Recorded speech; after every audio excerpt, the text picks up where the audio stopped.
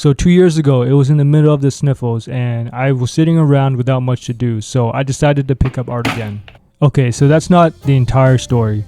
What actually happened was, I played video games for 16 hours a day, every day, until I messed up my eyes, and my doctor told me I was no longer allowed to look at a computer screen for a while.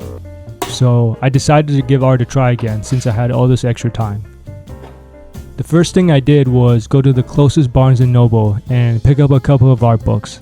I was inspired by portrait artists like Sam Does Arts, and so I decided I want to become a good character artist. My first art was drawing Genshin Impact characters.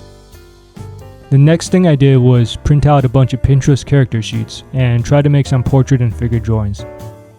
I even started the 100 Heads challenge. My portrait drawings were actually a lot better than I expected, so I kept this up for a while. However, I had a huge problem. I had no idea what I was doing. Everything up to that point was drawn using the photocopier method.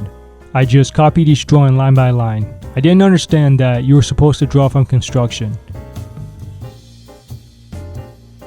My method would work okay, but if I tried to draw anything using my imagination, it would completely fall apart.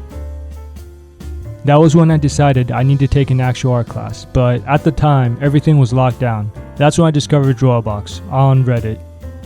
I began to follow along and started to learn art for real. At the same time, I also started Cindy Wider's drawing course, which covered the fundamentals of traditional art. So for the first 6 months, I rotated between Drawabox, Cindy Wider, and the 100 Heads challenge.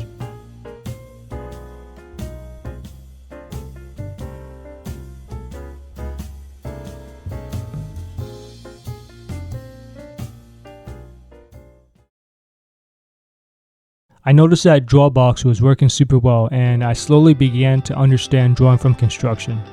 Noticing the progress I was making, I decided to go all in on Drawabox. For the next 6 months, I dedicated at least an hour every day to drawing hundreds of cubes, spheres, cylinders, and sausages. At the end of it, I had improved a lot at drawing, but my end goal was still drawing amazing characters, and I still had no idea how to draw a figure. So I decided to finish up my last Drawabox drawing and purchased Andrew Loomis's figure drawing book. I began to carefully study the Loomis book page by page on my way to becoming the next great character artist. The second year was an exciting time as I made an amazing amount of progress. I began to seriously study drawing figures and portraits and practice every day. I even gained the confidence to start posting my art on social media. This was a huge step for me since no one really knew I was into making art at the time. Looking back now, my first Instagram post was full of mistakes, but I'm still proud of the effort that I put into it. My daily practice was working so well that I doubled down on it and filled up my sketchbook. As the year went on, things started to open up again and people began to get outside. So I joined a local figure drawing group to improve my character drawings. I began to do live figure drawing sessions every 2 weeks, and I became a lot more comfortable drawing bodies in different poses. To expand my knowledge of art, I experimented with different mediums like brush pens and even tried a watercolor class at a local community college. I continued to post on social media and push myself to attempt artwork I didn't even think I was capable of.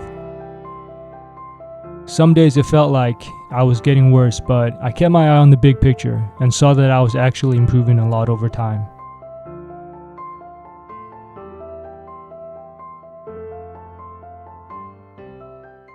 After 2 years of traditional art, I finally decided to start digital art.